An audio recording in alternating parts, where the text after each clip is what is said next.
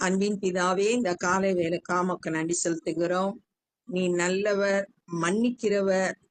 ஆண்டவரே, தம்மை நோக்கி கூப்பிடுகிறவர்களுக்கு ஆண்டவரே மிகுந்த கிருபை உள்ளவர் என்று ஆண்டவரே சங்கீதக்காரன் சொல்லுகிறது போல ஆண்டவரே கர்த்தாவே, எங்களுக்கு ஆண்டவரே நீர் மிகுந்த கிருபை உள்ளவராய் இருக்கிறீர். அதுக்காய் ஸ்தோத்திரம். உம்முடைய அளவு கடந்த அன்புக்காய் ஸ்தோத்திரம். உம்மை ருசித்து பார்க்க இந்த நாள்ல எங்களுக்கு கிருபை செய்யுங்கப்பா. இந்த நாளின் வேத பகுதியை எங்களுக்கு ஆசீர்வதித்து தாங்க. நேசிக்கிற இயேசு கிறிஸ்துவின் இனிய நாமத்தில் கேட்கிறோம் பிதாவே, ஆமென். 2 ராஜாக்கள் 6வது அதிகாரம். தீர்க்கதரிசிகளின் புத்திரர் எலிசாவை நோக்கி, தீர்க்கதரிசிகிட்ட கீழே இருந்து படிக்கிற தீர்க்கதரிசிகளோட புத்திரர், சன்ஸ் ஆஃப் ப்ராஃபட். இவங்க எலிசா கிட்ட வர்றாங்க. எலிசா ஒரு தீர்க்கதரிசி. தீர்க்கதரிசிகிட்ட கேக்குறாங்க, இதோ நாங்கள் உம்முடன் குடியிருக்கிற இந்த இடம் எங்களுக்கு நெருக்கமாய் இருக்கிறது. அப்ப தீர்க்கதரிசியோடு சேர்ந்து இவங்க குடியிருக்கிறாங்க. அந்த இடம் ரொம்ப சின்னதா இருக்கு, நெருக்கமா இருக்கு. நாங்கள் யோர்தான் மட்டும் போய் அவ்விடத்தில் ஒவ்வொரு உத்திரத்தை வெட்டி குடியிருக்க அங்கே எங்களுக்கு ஒரு இடத்தை உண்டாக்குவோம் என்றார்கள். யோர்தான் நதிக்கு பக்கத்துல மரத்தை வெட்டி ஒரு இடம் உண்டாக்குவோம், குடியிருக்கிறதுக்கு ஒரு இடம் ரெடி பண்றோம் அப்படின்னு கேக்குறாங்க. தீர்க்கதரிசி ஆகிய எலிசாட்ட உத்தரவு கேக்குறாங்க. அதற்கு அவன் போங்கள் என்றான். சரி, போய் இடத்த ரெடி பண்ணுங்க அப்படின்னு சொல்லிட்டு பெர்மிஷன் கொடுக்கிறான். அவர்களில் ஒருவன், நீர் தயவு செய்து உமது அடியாரோடே கூட வர வேண்டும் என்றான். ஒருத்த மட்டும் என்ன சொல்றான்னா, எலிசாவும் கூட வரணும் அப்படின்னு சொல்லிட்டு கூப்பிடுறான். அதற்கு எலிசா நான் வருகிறேன் என்று சொல்லி அவர்களோடு கூட போனான். எலிசா தீர்க்கதரிசிகளோட புத்திரரோட சேர்ந்து போறான். அவர்கள் யோர்தான் நதி அருகே வந்தபோது மரங்களை வெட்டினார்கள். மரம் வெட்ட ஆரம்பிச்சிட்டாங்க. ஒருவன் ஒரு உத்திரத்தை வெட்டி வீழ்த்துகையில் கோடரி தண்ணீரில் விழுந்தது.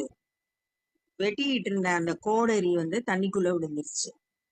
அவன், ஐயோ என் ஆண்டவனே, அது இரவலாக வாங்கப்பட்டதே என்று கூறினான். அவனுக்கு இப்ப பிரச்சனை ஆயிடுச்சு. அது கடனுக்கு வாங்கியிருந்தான், அப்ப திருப்பி கொடுக்கணும் கோடரிய. அப்ப இவன் ஒரு பிரச்சனைய சந்திக்கிறான். தேவனுடைய மனுஷன் அது எங்கே விழுந்தது என்று கேட்டான். எலிசா இப்ப கேக்குறாரு, அது எந்த இடத்துல விழுந்துச்சு அப்படின்னு. அவன் அந்த இடத்தை காண்பித்த போது ஒரு கொம்பை வெட்டி அதை அங்கே எரிந்து அந்த இரும்பை மிதக்க பண்ணி, அந்த இடத்தை காட்டின போது ஒரு மர கொம்பை வெட்டி உள்ள போடுறான். போடும்போது அந்த கோடரி மேல மிதக்குது. போட்டது மரக்கட்டை மிதக்கதான் செய்யும், உள்ள போகாது. ஆனா இரும்பு உள்ளதான் போகும், மேல மிதக்காது. மரக்கட்டை மிதக்கும். ஆனா இங்க இயற்கைக்கு அப்பாற்பட்ட விதத்துல மரக்கட்டை உள்ள போய் இரும்பு மேல மிதக்குது. இது கர்த்தருடைய வல்லமையினால இது நடந்த ஒரு அற்புதம். அவனுக்கு கோடரி திரும்ப கிடைக்கணும்ன்றதுக்காக அதை எடுத்துக்கொள் என்றான். இப்ப கோடரி மேல வந்த உடனே அதை எடுத்துக்கொண்டான். அப்படியே அவன் தன் கையை நீட்டி அதை எடுத்துக்கொண்டான். கோடரிய தொலைச்சவன் இந்த கோடரிய எடுத்துக்கிட்டான். இன்றைக்கும் நம்மளோட தேவைகளையும் ஆண்டவர் இடத்துல சொல்லும் போது நம்ம மனுஷரால கூடாத காரியம், இயற்கைக்கு அப்பாற்பட்ட விதங்கள்லயும் ஆண்டவர் இன்றைக்கும் அற்புதங்களை செய்கிறாரு. நம்ம விசுவாசிக்கணும். விசுவாசித்து செயல்படும் போது கர்த்தர் அற்புதத்தை செய்வார். அக்காலத்தில் சீரியாவின் ராஜா இஸ்ரவேலுக்கு விரோதமாய் யுத்தம் பண்ணி இன்னென்ன ஸ்தலத்திலே பாளையம் இறங்குவேன் என்று தன் ஊழியக்காரரோட ஆலோசனை பண்ணினார். சீரியா தேசத்து ராஜா தன்னுடைய ஊழியக்காரங்களோட ஆலோசனை பண்ணி இந்த இடத்துல எல்லாம் பாளையம் இறங்கி இஸ்ரவேல் மக்களோடு யுத்தம் பண்ணணும் அப்படின்னு சொல்லிட்டு பிளான் போடுறான். ஆகிலும் தேவனுடைய மனுஷன் இஸ்ரவேலின் ராஜாவின் இடத்தில் ஆள் அனுப்பி, இன்ன இடத்துக்கு போகாதபடிக்கு எச்சரிக்கையாயிரும், சீரியர் அங்கே இறங்குவார்கள் என்று சொல்ல சொன்னான். தீர்க்கதரிசியாகிய தேவனுடைய மனுஷனான எலிசா இஸ்ரவேல் ராஜாக்கு அதை சொல்லிடுறான். இந்த இடத்துல அவங்க வந்து இறங்க போறாங்க, இந்த இடத்துக்கு போகாதீங்க, எச்சரிக்கையா இருங்க அப்படின்னு சொல்லிட்டு ஏற்கனவே சொல்லிடுறான். இனிமேல் நடக்க போறத முதலே சொல்லிடுறான். அப்பொழுது இஸ்ரவேல் ராஜா தேவனுடைய மனுஷன் தன்னை எச்சரித்து தனக்கு குறித்து சொன்ன ஸ்தலத்திற்கு மனுஷரை அனுப்பி பார்த்து எச்சரிக்கையா இருந்து இப்படி அநேகம் தரம் தன்னை காத்து கொண்டார். ஏற்கனவே எலிசா சொல்லிடுறதுனால ரொம்ப கவனமா இருந்து அவங்க வந்து இஸ்ரவேல் மக்கள் வந்து அநேக முறை காத்து கொள்ளப்பட்டாங்க. இந்த காரியத்தின் நிமித்தம் சீரிய ராஜாவின் இருதயம் குழம்பி அவன் தன் ஊழியக்காரரை அழைத்து, நம்முடையவர்களில் இஸ்ரவேல் ராஜாக்கு உளவாளியாய் இருப்பவன் யார் என்று நீங்கள் எனக்கு அறிவிக்க மாட்டீர்களா என்று கேட்டான். அவனுக்கு வந்து குழப்பம் ஆயிடுச்சு. நம்ம பேசுறதெல்லாம் யாரோ ஒருத்தன் கேட்டுட்டு போய் அங்க சொல்லிடுறான், அதனாலதான் இஸ்ரவேல் ராஜா கவனமா இருந்து தப்பிச்சிடறான் அப்படின்னு சொல்லிட்டு ஒரு சந்தேகம் வந்து தன்னுடைய வேலைக்காரங்கள்ட்ட கேட்கிறான், ஊழியக்காரன்கிட்ட கேட்கிறான். அப்பொழுது அவன் ஊழியக்காரரில் ஒருவன், அப்படியல்ல என் ஆண்டவனாகிய ராஜாவே, நீர் உம்முடைய பள்ளி அறையிலே பேசுகிற வார்த்தைகளையும் இஸ்ரவேலில் இருக்கிற தீர்க்கதரிசியாகிய எலிசா இஸ்ரவேலின் ராஜாவுக்கு அறிவிப்பான் என்றார். உன்னுடைய படுக்கை அறையில நீயோ சீரியாவோட ராஜாவோ ராணி மட்டும் இருக்கிற இடத்துல இருந்து பேசினா கூட அந்த விஷயம் கூட எலிசாவுக்கு தெரிஞ்சிரும். அந்த வார்த்தைகளை தீர்க்க தரிசனமா எலிசா சொல்லிடுவான் இஸ்ரவேல் ராஜாவுக்கு அப்படின்னு சொல்லிட்டு அந்த வேலைக்காரன் சொல்ல. அப்பொழுது அவன், நான் மனுஷரை அனுப்பி அவனை பிடிக்கும்படிக்கு நீங்கள் போய் அவன் எங்கே இருக்கிறான் என்று பாருங்கள் என்றான். அவன் தோத்தானில் இருக்கிறான் என்று அவனுக்கு அறிவிக்கப்பட்டது. தோத்தான்ற இடத்துல அவன் இருக்கான். தோத்தான்றது சமாரியருடைய தலைநகரம், அந்த இடத்துல இருக்கிறான் அப்படின்னு சொல்லிட்டு சொல்றாங்க. அப்பொழுது அவன் அங்கே குதிரைகளையும் ரதங்களையும் பலத்த இராணுவத்தையும் அனுப்பினார். சீரியரோட ராஜா வந்து எலிசாவை பிடிச்சிட்டு வரும்படியா குதிரை ரதம் இராணுவம் ஒரு பெரிய படையே அனுப்புறான். ஒருத்தனை பிடிக்கிறதுக்கு இவ்வளவு பேரை அனுப்புறாங்க. அவர்கள் ரா காலத்திலே வந்து பட்டணத்தை வளைந்து கொண்டார்கள். அந்த தோத்தான் பட்டணத்தை ராத்திரியில இந்த ஆர்மி வந்து சீரியரோட படை வந்து ஃபுல்லா சுத்திருச்சு. தேவனுடைய மனுஷனின் வேலைக்காரன் அதிகாலமே எழுந்து வெளியே புறப்படுகையில் இதோ இராணுவமும் குதிரைகளும் ரதங்களும் பட்டணத்தை சுற்றி கொண்டிருக்க கண்டான். எலிசாவோட வேலைக்காரன் அதிகாலை எழுந்து அவன் வெளியே வந்து பாக்குறான். ஃபுல்லா ரதம் குதிரை எதிரிகளோட படை ஃபுல்லா இருக்கு. அப்பொழுது வேலைக்காரன் அவனை நோக்கி, ஐயோ என் ஆண்டவனே, என்ன செய்வோம் என்றான். அவனுக்கு பயம் வந்துருச்சு. இந்த படைய பார்த்தவனே அவன் புலம்ப ஆரம்பிச்சிடுறான். என் ஆண்டவனே என்ன செய்வோம், எப்படி தப்பிக்கிறதுக்கே வழி இல்லை, அதனால பயந்து போய் சொல்றான், நாம என்ன செய்வோம், என் ஆண்டவனே. எலிசாட்ட வந்து சொல்றான், என் ஆண்டவனே என்ன செய்வோம் அப்படின்னு சொல்லிட்டு கலங்கி போய் பயந்து ஐயோ அப்படின்னு சொல்லிட்டு சொல்றான். அதற்கு அவன், பயப்படாதே, அவர்களோடு இருக்கிறவர்களை பார்க்கிலும் நம்மோடு இருக்கிறவர்கள் அதிகம் என்றான். எலிசா வந்து கொஞ்சம் கூட பயப்படல. ரெண்டு பேரும் ஒரே இதைத்தான் பார்த்தாங்க. தங்களை சுற்றி படம் இருக்கு, ஆனா வேலைக்காரன் பயப்படுறான், எலிசா வந்து பயப்படல. ஏன் எலிசா பயப்படலைன்னா, எலிசாக்குள்ள நல்ல ஒரு விசுவாசம் இருந்தது. விசுவாசமும் பயமும் ஒன்றுக்கொன்று எதிரானது. விசுவாசம் இருந்துச்சுன்னா பயம் ஓடி போயிடும். அவங்களோடு இருக்கிறத விட நம்மோடு இருக்கிறவர்கள் அதிகம் அப்படின்னு சொல்லிட்டு விசுவாசம் தான். இரண்டாவது, விசுவாச பார்வை இருந்துச்சு எலிசாவின் இடத்துல. அவனால பார்க்க முடிஞ்சிச்சு கர்த்தர் தன்னோடு கூட இருக்கிற ஒரு பெரிய படைய கர்த்தரோட பாதுகாப்ப அவனால பார்க்க முடிஞ்சிச்சு. அப்பொழுது எலிசா விண்ணப்பம் பண்ணி, கர்த்தாவே, இவன் பார்க்கும்படி இவன் கண்களை திறந்தருளும் என்றான். இப்ப வேலைக்காரனுக்காக எலிசா ஜெபம் பண்றான். ஆண்டவரே, கண்களை திறந்தருளுங்க, இவன் பார்க்கணும். இவ்வளவு நாள் பார்க்கலையானா அவன் பார்த்தான். ஆனா ஆவிக்குரிய கண்களால அவன் பார்க்கல. சரீரத்துல இருக்கிற கண்கள் மட்டும் பார்வையுடையதா இருந்துச்சு.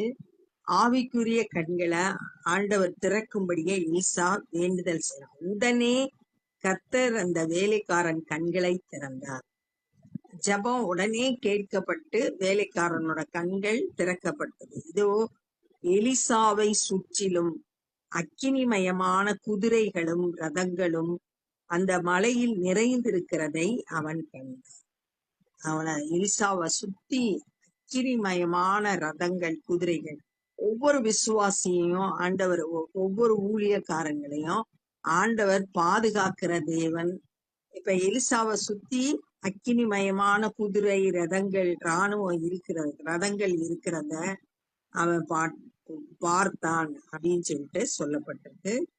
ஆண்டவருடைய பாதுகாப்பு இருக்கிறத அவன் பார்த்தான். அப்ப எதிரிகளால ஒண்ணுமே செய்ய முடியாது. அததான் அவர் எலிசா சொல்றாரு, அவர்களோடு இருக்கிறத காட்டிலும் நம்மோடு இருக்கிறவர்கள் அதிகம். அவங்களோட இருந்தது குதிரை, ரதங்கள், இராணுவம் மட்டும்தான் இருந்துச்சு. ஆனா இங்க இவங்களோட அக்கினிமயமான குதிரைகளும் ரதங்களும் இருந்துச்சு அப்படின்னு பாக்குறோம். அப்ப இந்த நாள்ல நம்ம என்ன கற்றுக்கொண்டோம்னா, தீர்க்கதரிசிகளோட புத்திரர் எலிசாட்ட கேக்குறாங்க, இங்க இடம் நெருக்கமா இருக்கு, யோர்தான்ல போய் ஒரு மரத்தை வெட்டி நமக்கு இடம் உண்டாக்குவோம்னு சொல்றாங்க. எலிசா சரின்னு சொல்றாரு. ஆனா அவங்கள ஒருத்தர் நீங்களும் எங்க கூட வரணும்னு கூப்பிடுறான். எலிசாவும் அவங்களோடு கூட போனப்ப அவங்கள ஒருத்தர் ஒரு பிரச்சனையை சந்திக்கிறான். கோடரி மரத்தை வெட்டும் போது தண்ணிக்குள்ள விழுந்துருச்சு.